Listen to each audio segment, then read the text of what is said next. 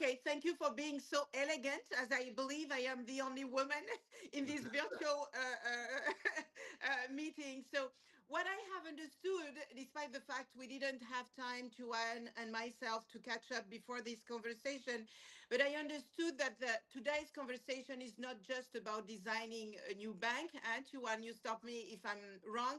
It's about responding to the urgent gaps and massive opportunities in the financial sector, especially in emerging and underserved markets. Just to remind a few numbers that you may dig into later, we have 1.7 billion adults worldwide that remain unbanked. In sub-Saharan Africa, that is really close to my heart, as you can imagine, we have over 50% of SMEs who lack adequate financing, limiting job creations and economic growth. And this is probably one of the biggest issue of these secular, because if we don't help those kind of continent in their development, it may become an issue for at global level. And the global sustainable finance market is if again, I hope my numbers are good. The market is expected to reach 22 trillion by 2026. Yet most capital still flows unveiled to mature markets. And meanwhile, technological innovations, artificial intelligence, blockchain, all these alternative credit scoring and digital identity are offering unprecedented tools to redesign finance. So as far as I understand, our ambition today is super clear. We want to build a pioneering financial ecosystem that will bridge financial inclusion gaps, unlock capital for entrepreneurs and SMEs who hold the keys to economic growth, integrate ESG at the core of lending and investment practices, and leverage technology responsibility to reduce risks and accelerate access. So, of course, we are super proud. I am super happy to have experts such as you in this conversation. We know that we are not starting from zero. We have many tools that already exist. What is missing is clearly a coherent model that connects capital, technology, inclusion, and purpose. So finance must no longer be just a speculator. I was happy to publish a tribune that was signed with Governor Dukakis when I was in Boston a few weeks ago, and it was super well received. We will discuss about that. And this to me means that there are expectations, but those expectations are not heard or they are not responded to so far. So I think that's the objective that Chuan, the co-founder of the BGF, has in mind. So if I understand well, first we will listen to a video message from Audrey. Then following the video, I will have the pleasure to invite Glenn Whale to take the floor. Then Mr. Yashuhide Nakayama, and finally Jeff Saviano. So I'm sure each of you are going to bring us a lot of good ideas and recommendations. Thank you very much. I think, Chuan, the floor is yours. Yeah. Thank you so much, Elizabeth, and also all my dear friends here today. And today is a very significant because, Boston Plurality Summit was born on yesterday when Elizabeth and Audrey Tang meet at Harvard and discuss in yesterday lunch. And also we are studying the ideas and we discuss and we think about that plurality concept from Audrey Tang and Glenn. And today, so that from that we have ideas. And this meeting is the first official meeting of Boston Plurality Summit, even is online, but the first official meeting. Yeah, and we will start with very important issue at Elizabeth do, and she also is a leader in French government and also financial leader now. She contribute a lot great thing for financial sector and want to make financial sector better. And today she is a moderate, and I'm very honored to trip more. And with our ideas, uh, we that follow with conference April 22 at Harvard Loeb House. And at that time, Elizabeth also is a moderator. And we try to discuss study practical model, how we can do. We have Boston Financial Accord for uh, AI governance 24/7 on April 22 already. Now we try to make a practical model, and we are doers and uh, action yet. And so Boston Global Forum proposed some ideas and concepts for pioneering bank. We can name that the AIWS bank. With concept AIWS, you can see, can know that the AI Society model and initiative from 2017, and now we try to make a practical model for that bank. And we are very glad to see many uh, our fans very much good feedback from our Boston Financial Accord, and they follow with us today to work to uh, implement our concept uh, that a new pioneering bank. And so after conference, after this meeting, we continue to discuss detail and not only proposal and report and papers. We will uh, advise and encourage banks apply and make our model. And we hope we will do with some banks in this year to deploy our model. And today, very important day. And we are uh, on behalf of BGF, we thank very much for our dear friends join today.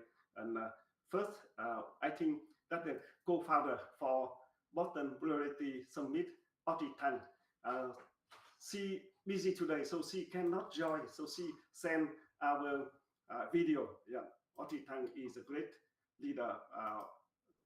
We will honor Audrey Tan, a world leader in AIWS on April 22 at the Harvard Loeb House already. Yeah. Thank you so much. Audrey Tan. Here we go.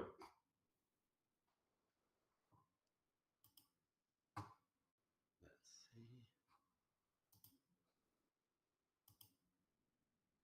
Okay, good. My Oh. voice, my voice.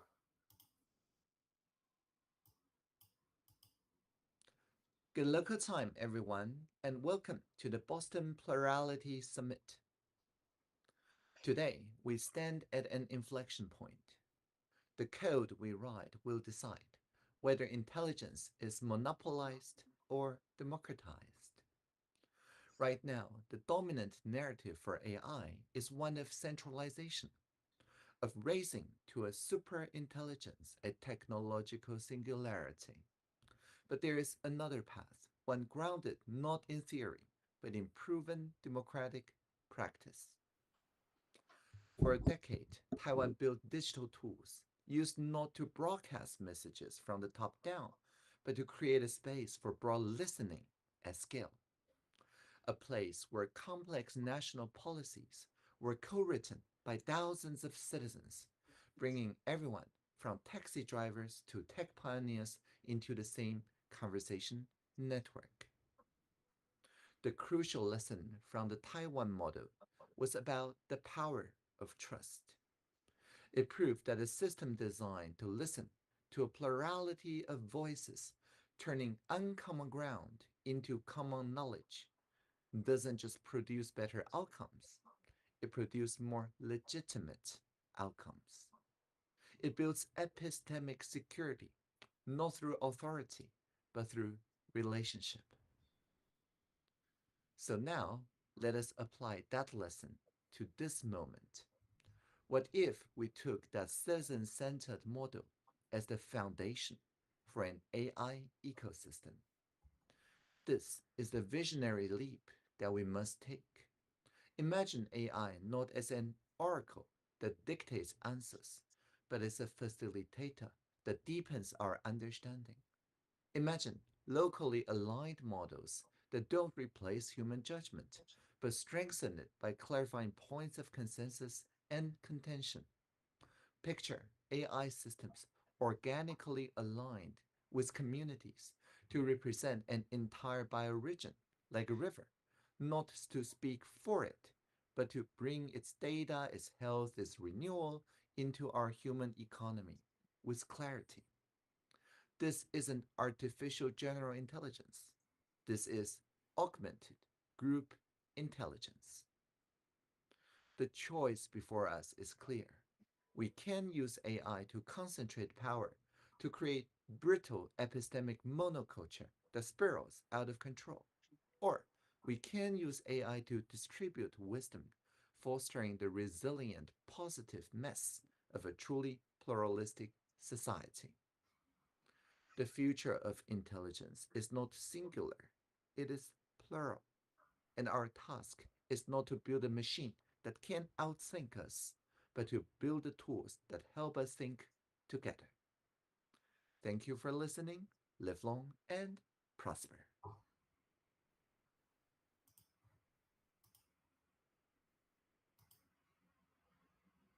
Yeah, wonderful. Thank you, Tuan. Yeah.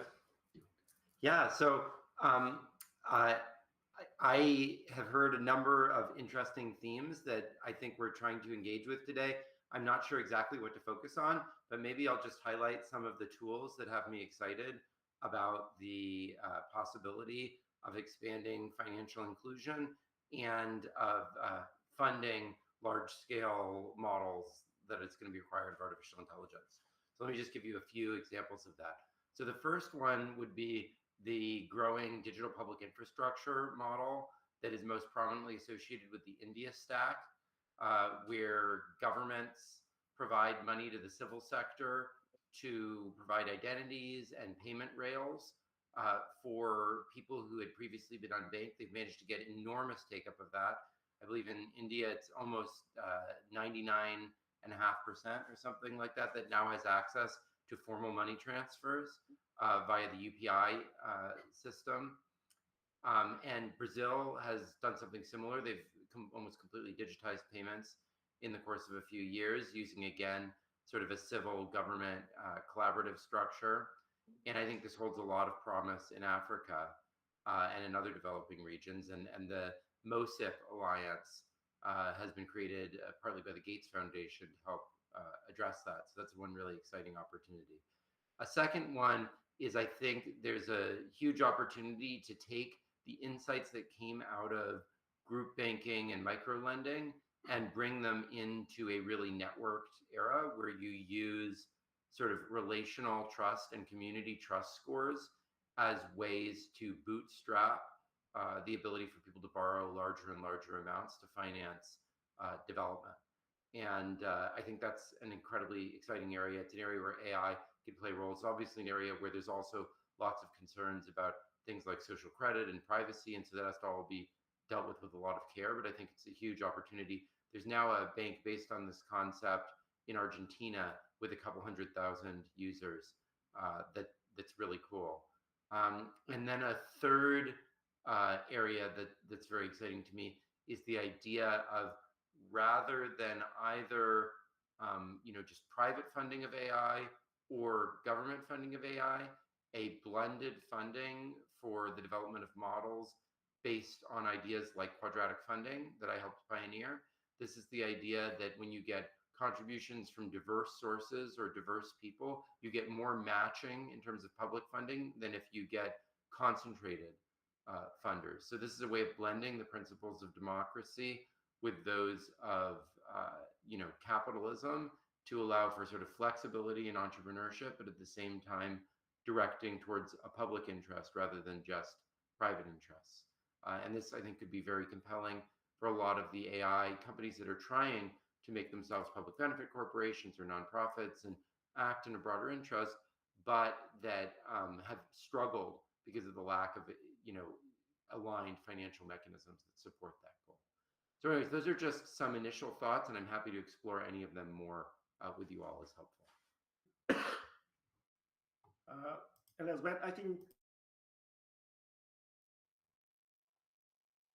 Jeff, You are Yeah, muted. Yeah. yeah. yeah, Jeff Saviano. Jeff Saviano. Oh, yes. Okay. Hello, everybody. Thank you.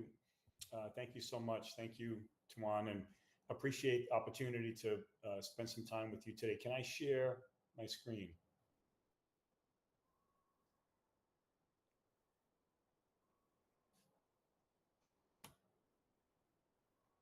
How is that? We can see you. We Excellent. can see your screen, Jeff. Oh, great. Very good. Okay. Excellent. Thank you. I'd like to talk a bit about governance and ethics. And let me just take a second or so, a little bit about me. I've been working with Tuan at Boston Global Forum, very happy to be on the executive board and have been following and have been contributing to the great work at Boston Global Forum and appreciate opportunities like this. I also lead a research team at Harvard that has been studying AI governance and ethics, and we've been studying it for business leaders. I'm very happy to say that our lead researcher for our entire first year, we just finished our second year of research. Our first year, we had Vincent Okonkwo, who was an LLM student from Nigeria, with us at Harvard and contributed so much to new frameworks. And we took on this research because we kept hearing from business and other leaders that there was lack of any workable frameworks for ethical AI governance. And so we start with this question of guardianship and responsibility, and whose responsibility is it to manage ethics and manage governance considerations in the world. And if you're thinking that that's solely the role of government, we've seen this past year or so that opportunities to heavily regulate AI, I think, have been subsided a bit, and governments don't want to stifle innovation. And so if you're waiting for the heavy hand of government to overly restrict the use and applications of AI, I don't think that they will come. And so that puts pressure on civil society and the role of NGOs, but also, frankly, it puts pressure on business leaders and finance professionals. And so we've been championing the cause of ensuring that business leaders are leaning into these ethical issues. But I want to spend some time today, and I want to focus on the law. And I want to focus, and I love this quote from the founder of the Ethics Center at Harvard, Dennis Thompson. We're talking about ethics today is not only for ethicists, but these issues with AI and ethics are, of course, important for all of us, and they're important not just to be left to the ethicist. I'm so glad, Glenn, that you're able to join us today, because I want to start with a great survey that Microsoft and LinkedIn conducted. I want to caution everyone there today, because there are a lot of poor surveys I'm finding in this space, but not this one. This is a tremendous survey from Microsoft. They asked 31,000 people many questions on their use and application of AI. I want to focus on the circles on the left and these 3 points and questions that were raised, and probably not surprising. And these numbers surely have risen since then. 75% of knowledge workers are using AI in their work today. However, many of them are bringing their own devices to work, and we think that creates incredible enterprise and societal risk. But it's that third point that, frankly, I can't get this out of my head.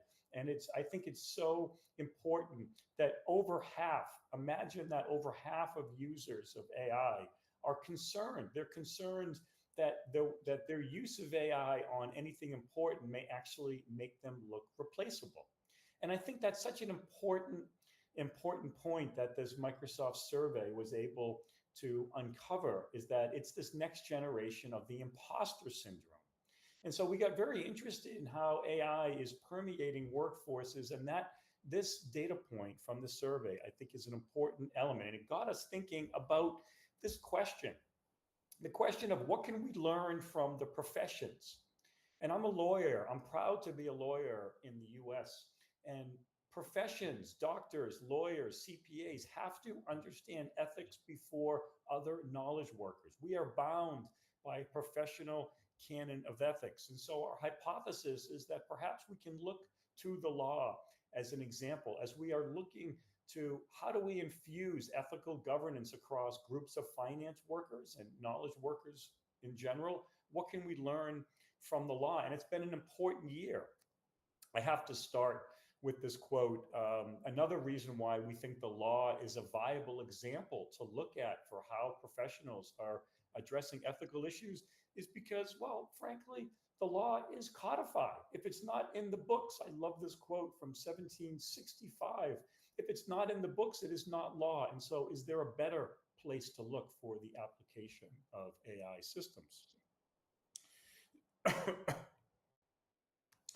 And there are many, many applications. I won't spend many minutes with this, but important. We're already seeing AI is transforming not just legal functions, but finance functions as well across these three domains of how do we gather information, how do we search and summarize and classify documents, and preparing legal agreements, and actually advising. There are scores and scores of applications in the law and across finance function. I don't want to spend much time on this today. You understand surely how powerful these tools are across these domains. But I want to spend the time talking about what is the American Bar Association, our leader of lawyers across the country. The ABA has been on this. And if you look at the history of how the ABA has addressed legal issues, you have to go all the way back to 2012 and a simple comment to a model rule acknowledging lawyers have an ethical obligation to ensure that they're keeping abreast of changes in the law, including how technology is impacting law. And that's back from 2012. Fast forward another seven years, and the ABA passed its first resolution about AI, simple resolution urging practitioners to ensure that they're addressing ethical legal issues and acknowledging that there's important bias questions. That was the first foray of the ABA. And then merely 2 years ago, another important resolution, the ABA ensured that lawyers understand that they're accountable. We can't shift accountability to the machines. We as people and professionals must be accountable for the outcomes. However, it was what the ABA did just last year, less than a year ago. The ABA issued a pronouncement, a formal opinion, 512 in 2024, and they addressed this question of what does it mean to be competent. And imagine this, I'm talking about the law and I'm talking about AI for professionals because I think that you can extract these principles. We are all searching for how do we infuse ethical governance across professionals and knowledge workers. And my hypothesis is that we can learn from how the ABA is addressing this issue. And so here are the elements of Formal Opinion 512. And I want to highlight on the top left, I think this is most important. And this is a direct quote from the opinion from the ABA. As generative AI tools are continuing to develop, the ABA says that it is conceivable that in order to be a competent lawyer, not a great lawyer, but in order to be a competent lawyer, you must consider how generative AI can impact your clients. And I think that is, again, extendable to knowledge workers. That is not envisioned in 5 years. That is envisioned just around the corner, a question of competence. And I think that's an important development from the ABA. Other issues addressed in this opinion around confidentiality and ensuring that you're keeping information about your clients confidential and disclosure. And that is all important as well, but not, in my opinion, not as important as this question of competence. And I think that there's a lot that we can learn from how the ABA is looking at this issue. And so when Tuan was so kind to offer 10 minutes to me today to address this important group, frankly, I don't think that there's anything that is more important than how do we ensure across companies and enterprises, they are all struggling with how do we ensure that the workforce is adopting these tools ethically, and they don't know where to start. And so we took on this research, and I believe that one important element of that is to look to the ABA. One more quote. I love this quote. Oliver Wendell Holmes. Can you imagine in 1897 describing the law as a system of systematized predictions. Was Oliver Wendell Holmes ahead of his time? Incredible. You could apply this quote to how lawyers and knowledge workers are using AI tools in the law today. Isn't that an interesting way to refer to the law and how applicable it is in this new age of AI? I'd like to close with, so in addition to thinking about the law and thinking about the professions, we have been taking on this work, and we have been devising a new framework for business and government leaders and how they use AI. We won't have time to go through today, but it involves analyzing, and we've created these 5 levels of how ethics is infused within an organization. And we're looking at that, and we're asking new questions and creating new indices for how is ethics infused across an organization. And so we're starting to work with companies and governments on applying this new framework, as well as applying some best practices that we have discovered along the way. If this is interesting to anyone in our esteemed audience today, if you are working with the government, if you're working with business leaders, we are actively bringing companies in and organizations in to Harvard to test this framework. Because again, I'll close with how I began. It's important, we think, look to the professions. There's a lot to learn there, but also ethical governance was in need of new frameworks, and we're on it. We're trying, we're adapting it, and we're now using it in the real world. And so, Glenn, thank you, and please thank your friends at Microsoft for that incredible survey that started me down this path. That one question couldn't get out of my head, and I appreciate all the great work, Glenn, from you and the team at Microsoft. Tuan and team, thank you so much for some time today. Thank Wonderful, you. Jeff. I think wonderful presentation. I think that is, we can apply ethic AI, practical ethic AI for Zipbank from Jeff. Jeff, you will follow and do with it. And Elizabeth, please continue. Yeah, I Now, mean, I'm thank you. already. Thank you so much, Chef. That was super interesting. Tuan, I guess we have no time for questions because we may have thousands of questions. You know, I was just thinking we have a saying in France that says that nobody is supposed to ignore the law. The problem is, most of the time, what I have realized, and even after working at the government, I realized that most of the people don't know the law. So if we take as a basis of ethics law, then we are in trouble because we are continuing to, let's say, exclude some people from understanding what's going on, and AI will accelerate this process. So I hope we will have a chance to discuss about this, Jeff. And I'm super interested in, participating to the experience you mentioned. So if we can take that offline, that would be amazing. Thank you very much. The presentation was super interesting. So we have our friend Yasuhide Nakayama who has joined us now. I think, Yasuhide, the floor is yours now. Thank you very much, Elizabeth. I can say in French only one phrase. Je t'aime. That's it. Thank That's you. so cute. Thank you. Yes, yes. Thank you very much. And That's the thank most you. important word. That's the Oh, most important word. merci beaucoup. Yeah. And also, thank you very much, Tuan-san.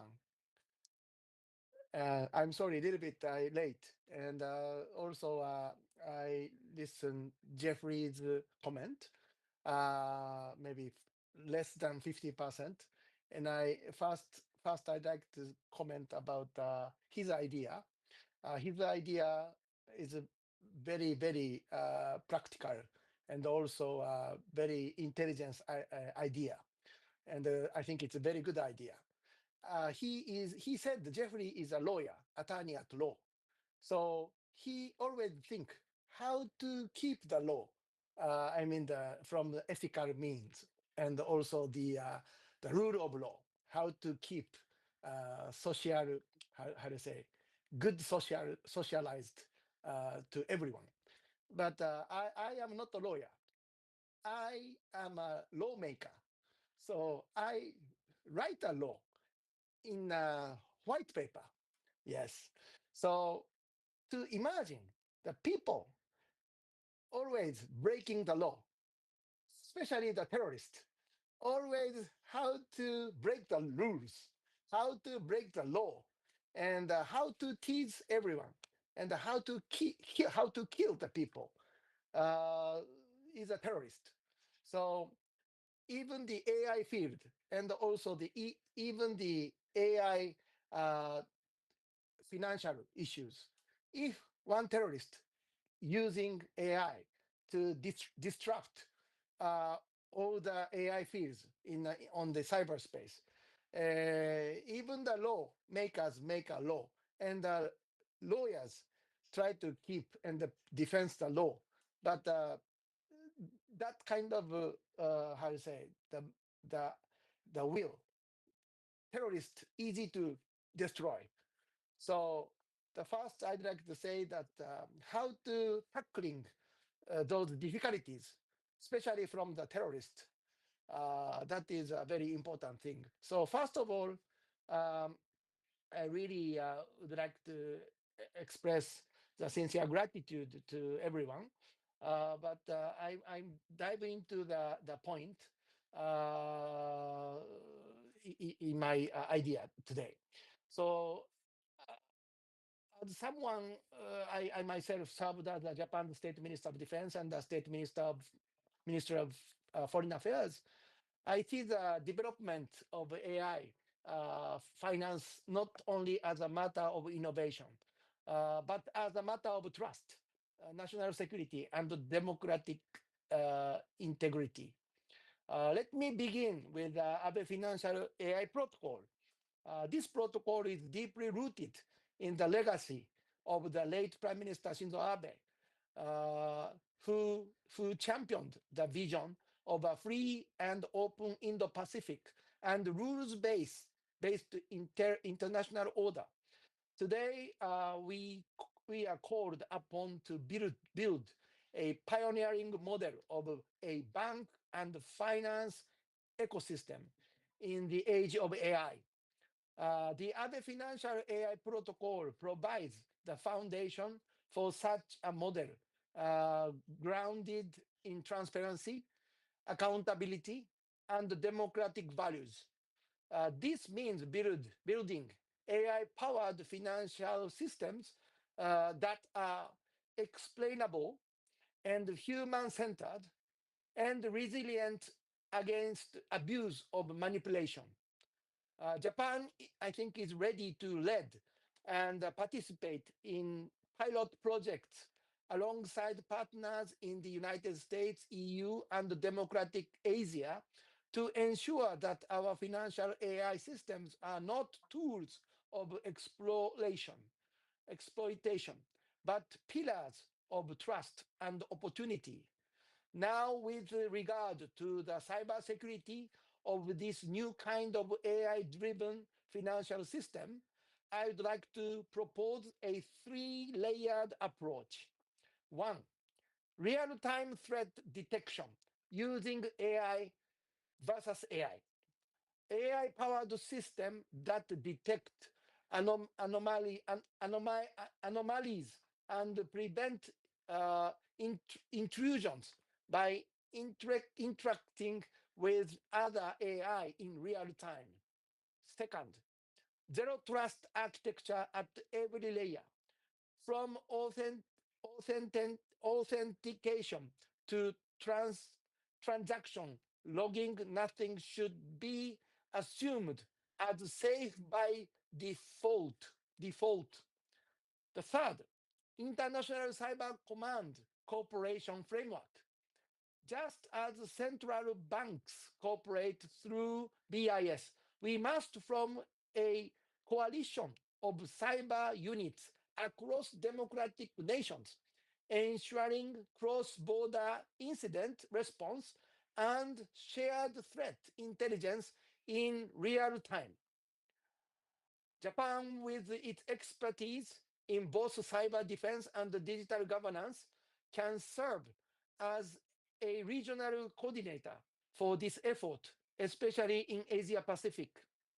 Now, regarding the Boston Finance Accord for AI Governance 247, finance never sleeps, and neither can our governance. This accord aims to create a real-time, always-on ethical framework to govern AI in finance across borders, across time zones, across crises. I think we must build a trust network among democratic nations with shared values, shared standards, and shared responsibility.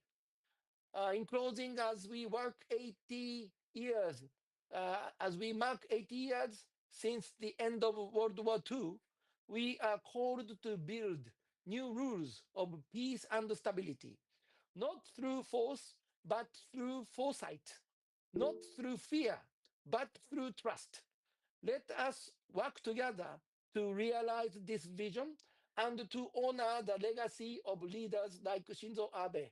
Thank you very much for listening. Arigato. Thank you. Nakayama-san, I know we do not have much time for questions, but I was wondering if I could just make one brief intervention. Elizabeth, would that be all right? Yes, of course. Please go ahead.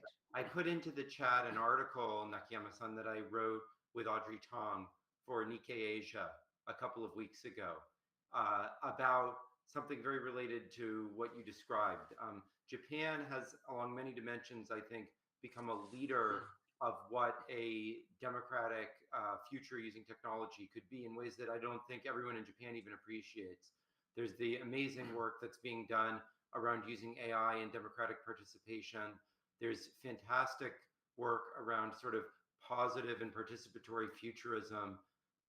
And it, of course, not Japan alone, but I think that this offers a tremendous opportunity, especially as the US is reconsidering the way that it's leading to, in the context of the Osaka Expo and so forth, offer a vision for the type of multi-sectoral cooperation across democratic countries. So really welcome your comments and the leadership of your country.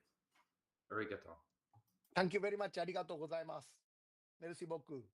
Muchas gracias. Dankeschön. Thank you. Thank you, Nakayama-san. That was really, really very interesting. So I think we are super lucky and we are touching the heart of the Plurality Summit. It's having valuable expertise exposed in this kind of conversation because Chuan didn't mention it, but when Audrey and I and him, we were in Boston and we decided to have this Plurality Summit, it was because we thought that we are not finding enough space. Nowadays, the world is super noisy, but we don't really find spaces where we can take time to discuss in depth some very, very important topics.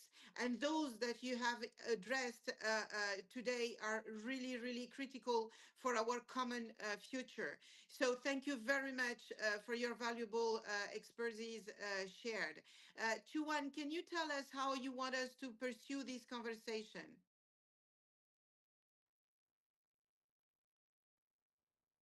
Thank you, Elizabeth. Wonderful intellectual discussion today already. And we would like to add something more. As Glenn, because it's the first summit meeting. So and by the way, this book just came out in Japanese. It came out in Japanese a couple weeks ago, and it was a bestseller in Japan. It's still doing quite well there. So yes. I read the book, it's a wonderful book, and many things, many concepts together with AIWS concept and model. So also Audrey Tang recommend Glenn is great friend and also integrate very much. So we can today also we would like to talk with our friends. Glenn is also we can consider Glenn is co-founder for Boston Plurality Summit also together with Elizabeth, with Oritang and me, and Michael Dukakis and Nakayama. So we This book we will discuss more, and that is the concept for uh, to foundation and fundamental. That is plurality book and AWS for this summit also. And we will bring and invite honor to invite Glenn to visit Asia, especially in Vietnam in January. It's a special trip we arranged already. We will introduce that special trip with this book, with our concept, special with our summit today and bank financial model. And all of us today will become architecture to develop new model and pioneering model for bank and the financial ecosystem. And also, Elizabeth, you should came to Vietnam soon. Yeah, we arrange. So all of us will visit Vietnam Yes, soon wonderful, to do wonderful. for apply our concept. And for this bank, I have ideas. We think about digital asset in Vietnam and Asia and the US now. Digital asset they talk about very much and they do very much, but we think higher and we think about how we can manage, how we can issue, how we can promote digital assets and value them that is real value. So make in this ecosystem, financial and bank ecosystem can do very much for that also. That is component. And also Glenn is one of the top influencer of blockchain. That is, you can say something, your work about blockchain. And yeah, now you can. Sure. I mean, a lot of my work in that area has been about how we can use digital tools to have more creative forms of financial architecture. So one example I gave before was quadratic funding. This is the idea that when you get funding from diverse sources, that a government or a philanthropist can provide greater matching funds from that diverse contributor base than if there's just one funder. But there's a number of other ideas. Some of these ideas about lending based on social relationships, of identity systems where you only have partial revelation. So you can have my my card here, my ID card, but maybe you only show my date of birth, and all the rest is covered. Digital systems can allow us to do that in a flexible way. So there's a number of possibilities that are opened up by digital technologies, blockchain being one of them, but not being the only one, that allow us to do like much more creative things than just money. If you think about it, money is actually an incredibly simplistic device. Everybody trusts one object, and it's just a quantity of that thing. In ancient, human history, the way that people had relationships was not through money. They used interpersonal gifts and the history that people had with each other. And that got it too complicated when you started going over long distances and with people you didn't know. And so we reduced things to this very simplistic thing. Money basically was we didn't have the accounting system to keep track of all those relationships, but now we do. And doing that in a way that is respectful of communities and privacy and ethics and so forth is complicated, but it also opens up a huge possibility to transcend the limits of the systems that we've had to use for accounting for so long because we didn't have access to that kind of information technology. So, Wow, that's super impressive. And I mean, what you just said, Glenn, resonates a lot to me because I have just launched let's say, a movement for African and Afro-descendant women, because you may know that women only have access to 2% of the private equity funds across the world, but African and Afro-descendant women, it's 0.06% in a continent that desperately needs economic development. And I'm still looking for innovative ways to address the lack of fund because microcredit is not working. I mean, all the traditional financial systems are not working for these women. First, because they don't know where to find these systems. Two, because nobody trusts them, nobody believe in them, nobody want to bet on them. So Einstein used to say that only the fool keep using the same solution, so the same solutions to fix different problems. And I'm trying with the women I'm working with, we are trying to find new ways of doing things with using technology, and we have not found the way yet. So if with your blockchain expertise, the one you just shared, we can try something new, that would be absolutely amazing. Well, the way I think about it is, African descended women may have only 0.2%, you said, of the financial capital, but they probably have a lot more of the relational capital, of the trust True, capital, true, the exactly. strength of network connections. And that capital is extremely important because the reality is money is just a reduction to one marker of that rich trust capital. So if we can represent that more completely and have that have an interface with the financial sector, which I believe we can, then that wealth that already exists there just gets unlocked and able to be deployed more effectively. So This is concrete application of the Plurality Summit. Because it's not just about discussing, it's not just about theories, it's about practical solutions to fix all the, part of the issues we are collectively facing here. So I think we are in the right direction. Now, Chuan, maybe you could share with us how you want, what will be the next step of these new discussions? Uh, yes, I think we will. The first study today is a very important study historical summit meeting. The first, and we start with practical model, and all of us is architecture. We will invite more that Sandy. Sandy today, I will meet him at 11 a.m. online. He busy early this week, other morning. So.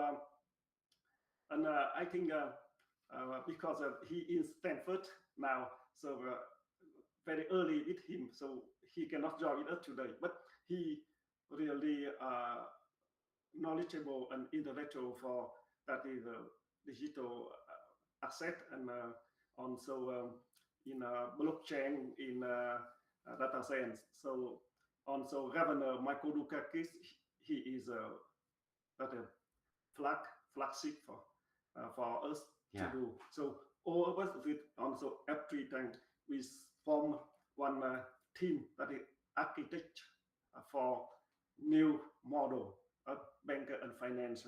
And also after Chef is wonderful. I thought that he can apply an architecture for AI ethics in this ecosystem, this bank and finance ecosystem.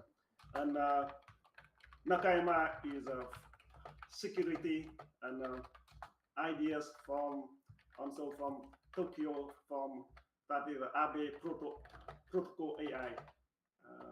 That AI protocol very very significant. That is that's a chart make our this ecosystem very chatty, and we on base on blockchain is land that can join and can contribute. That is the concept for a platform for the good.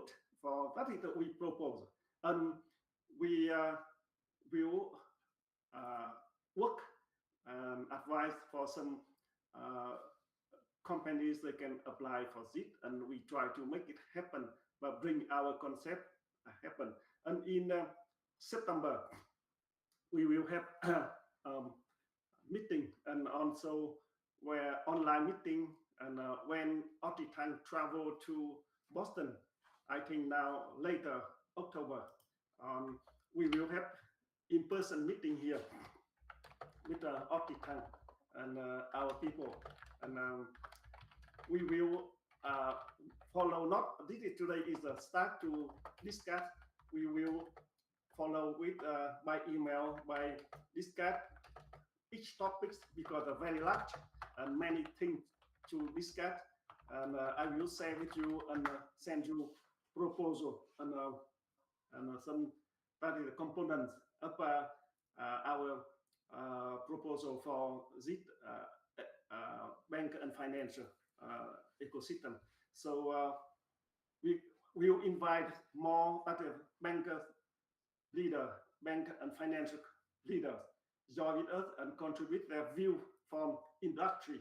And so that we will do a lot of things and learn and humble to learn from every side to make, I think, real significant for the work with bank and financial ecosystem. And today is that the fact of the first very important uh, concept and proposal for that. And thank you so much for your everything, and everything can continue discuss more as Nakayama chat. Can feel free to feedback and discuss more today. And when you don't want to say more, so we finish. So we have time more. Up to you, Nakayama and Jeff. Thank you so much, Juan. ありがとう And ございます。 I put my contact information into the chat for Nakayama-san and Elizabeth to be in touch about any of these things. So thank you. Thank you very much. I've just seen it. Thank you very much, gentlemen, and particularly Jeff and Glenn. Can you share your presentation with the team? I didn't have a presentation, but yeah, but Jeff can. I'm happy to. Could you send your email? Yeah, sure. Yep, you send by email. I have And that. also, Nakayama, I know Nakayama always prepare text to speak. So Nakayama can send your text version, and we will use for our proposal and document of this summit. Yeah. I send my text to WhatsApp already. Yes. Yeah. Okay. You send already. Yeah, good. Wonderful. And Sorry. yeah, wonderful. And I think we continue to do and very much to learn from Africa and from French, from Elizabeth. Elizabeth is a leader of finance, not only in government. Now she really engaged to financial sector as a chairwoman of Capital Ring, and I hope she can contribute more for financial sector in the world, and a great leader for the world with finance, and also view from Africa and from France and Europe, and also about digital asset. We would like to make that one of very special and feature of our Zip Banker financial system. I think, why not? We can promote for African women by promote digital asset from Africa women. From Elizabeth, you have a lot of things we can make. That is a digital asset, and your college, your many in Europe, in the US, and in Africa, and also in Asia.